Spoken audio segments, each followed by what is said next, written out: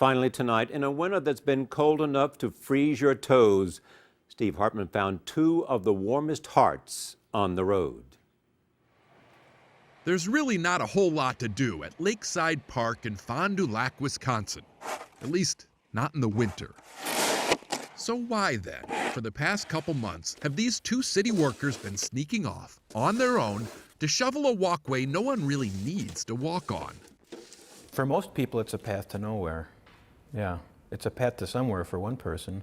Jared Ebert and Kevin Schultz say they discovered that one person one snowy day. He was in his car. He was in his car and the snowbank was there. Did you know what he was doing there? Kind of put it together. It took us both back a little bit, thinking, my gosh, his devotion is that strong that he still comes when he can't make it to the bench even. At the end of the walk, there's a bench dedicated to a woman named Betty Caldwell. And just based on the flowers, you can tell, she's still loved. I'll give you a daisy a day, dear. I'll give you a daisy a day. Bud Caldwell says his wife loved that song, Daisy a Day. And the four winds we know blow away.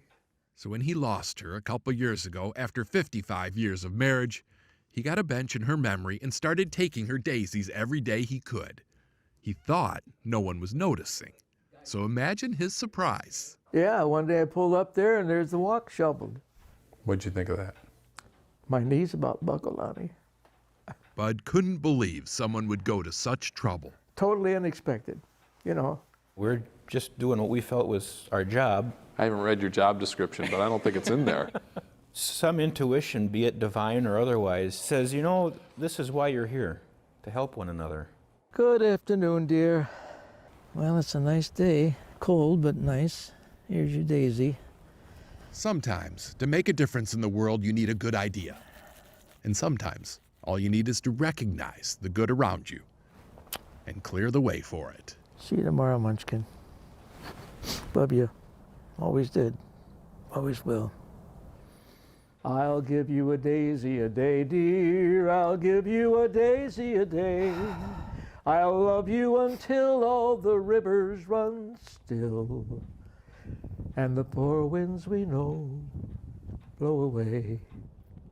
Steve Hartman, on the road, in Fond du Lac, Wisconsin. Now to an inspiring story about an Arizona teenager who's helping seniors who are having a hard time making ends meet, not just for themselves, but also to care for their pets. Here's CBS's Mark Strassman. Kindness comes wrapped in a bag of pet food. You're doing a wonderful job. Delivered by a 15-year-old who cares. Hi, it's Sonia with Grandpa's Pantry, here to deliver your pet food. Every week, Sonia Colatur drops off donated pet food to dog and cat owners living at Phoenix senior centers, often fixed income, immobile, alone. You see sunshine? There's sunshine. Grandpa's, her pet food charity, started when she was 10, visiting her great-grandmother. I noticed often how senior citizens weren't able to afford pet food. When you were 10, you spent your birthday money paying for the food. Yes, and I would ask my friends, instead of bringing gifts, please bring pet food. Carol Huggins has 2 cats, Sunshine and Patches. And without your contributing the food, I wouldn't have been able to keep them both together. Sonia's deliveries help keep roughly 75 seniors with their pets. Oh, it's definitely grown tremendously. I've learned about their stories, their lives, their pets, and it's really just a wonderful experience to have. Many people adopt rescue pets. I hope Coco likes it. Yes, she will. Sonia rescues pet owners. Mark Strassman, CBS News, Phoenix. In tonight's On the Road, CBS's Steve Hartman has the story that expands the definition of being a good neighbor and what it means to be family. Days don't come much worse than this. Is he your husband? Yes. In January of 2021, Jean Lavar's husband of 58 years died in their home. And when the Glendale, Arizona police entered the building, they found such terrible living conditions, they had to condemn her house. So all in one day, you lose your husband and you're homeless. Mm-hmm. Did you expect what would happen next? No, that was a surprise. Carmen Silva happened next. She lives across the street. And although she barely knew those neighbors, when she learned that Jean had no kids or family to turn to, I told her, don't worry, Jean, we're going to fix it. You know, it's one thing to be neighborly, but you've taken it to the extreme.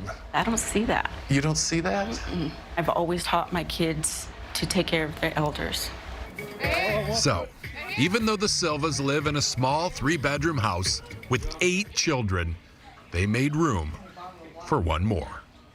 The boys gave up their bed to sleep on the couch, eagerly welcoming their new adopted grandmother. She looks very happy, and I believe it's because she has a whole family now. Do you feel like you found a family? Mm-hmm. Finally? Mm-hmm. It means everything. Just thinking about it. There's nothing better than a loving home. Except maybe Time to cut the ribbon. 2 loving homes. A nonprofit called Operation Enduring Gratitude, which helps Arizona veterans and their families, heard about Jean's plight. And since Jean's husband was a Navy vet, volunteers went full speed ahead, renovating her old house. We're all joining together to do one thing, and that's to make somebody's life whole. The house is condemned no more, and it's all hers and hers alone. But Jean plans to share it with the Silvas, because that's what families do. Steve Hartman, on the road in Glendale, Arizona. Now, CBS's Steve Hartman goes on the road with a group of teens who got some unexpected friend requests after offering support to local seniors. The residents at Brookdale Senior Living have a wealth of wisdom, but many also have a gap in that knowledge. Most notably, look at all these different things. How do you work this telephone gizmo?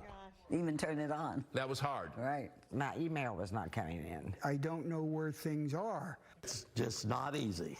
Help! Tell me how to run it.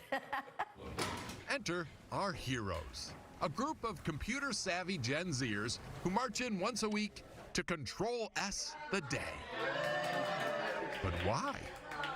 A couple years ago, some students here at Canterbury School in Fort Myers, Florida, were joking about how bad their grandparents were at anything technical. But when the laughter faded, one of them was struck with a seriously good idea. Yeah, it's called CLEO. It stands for Computer Literacy Education Outreach. Aaron Smolyar, along with friends Christian Lakis and Derek Hunican, started the CLEO Club and tried to partner with Brookdale. Yeah, initially we tried emailing, but I think maybe we got like put in the spam. They didn't know how to use email? Yeah, I don't know. So I mean, it's right next door. It was before we could drive, so we just walked over after school.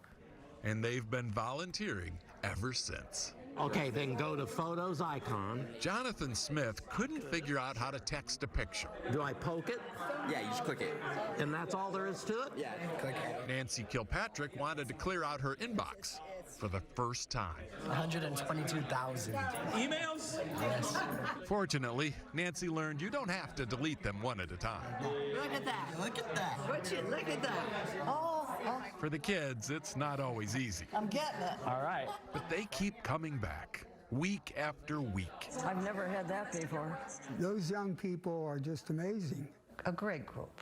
They're a blessing, you know. And they have so much patience with us. We're on a first-name basis now. And those friendships may be the best part, because eventually the devices go dark, but the conversation continues, proving that as a communication tool, smartphones always work best, powered off. Have a good one. Thank you so much. Steve Hartman, on the road. Come by next week. Oh, I am. In Fort Myers, Florida. Alrighty.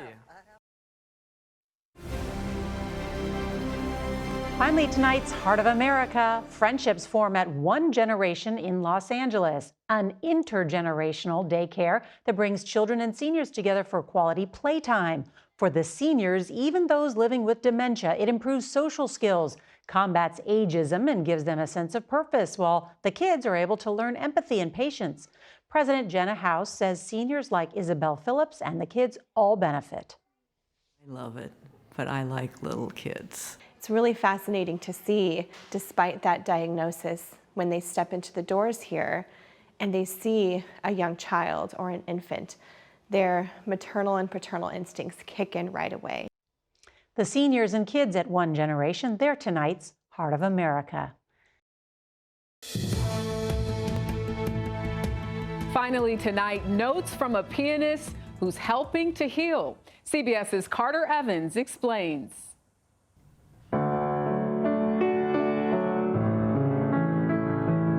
For college sophomore Grace Sun, playing the piano is therapeutic, not just for her, but also her audience. In her free time, she volunteers to play for seniors. The concept of music therapy is using music as a healing tool to provide comfort and happiness to those living with dementia and Alzheimer's disease. She was inspired by her 79-year-old grandmother, isolated at the height of the 2020 pandemic. This is really detrimental to the mental health of these seniors. And I was thinking, what if I used my interests and my passions so we could help out these people? It sparked her idea for Melodies for Remedies. The concerts were virtual at first, playing for hospitals and senior centers. But over the years, it's grown into a movement with more than 100 musicians performing. Aster Jin was Grace's high school classmate at San Diego's Bishop School. What drew you to it? Like, part of it was just like being a performer and wanting to perform, but it was also kind of a personal connection for me. And my grandma also happens to have had Alzheimer's. Studies show music therapy can boost cognitive function in Alzheimer's patients by up to 50%. And they start talking, and it's almost like they become a different person, like when they were younger and they weren't suffering from this neurodegenerative disorder. Over the last 4 years, Melodies for Remedies musicians have performed for more than 40,000 seniors around the world. Music, from my experience, is a universal language, and I think it deserves to be shared around the world and to whoever needs it. Bringing back old memories while creating priceless new ones. I will come back here. Carter Evans, CBS News, San Diego.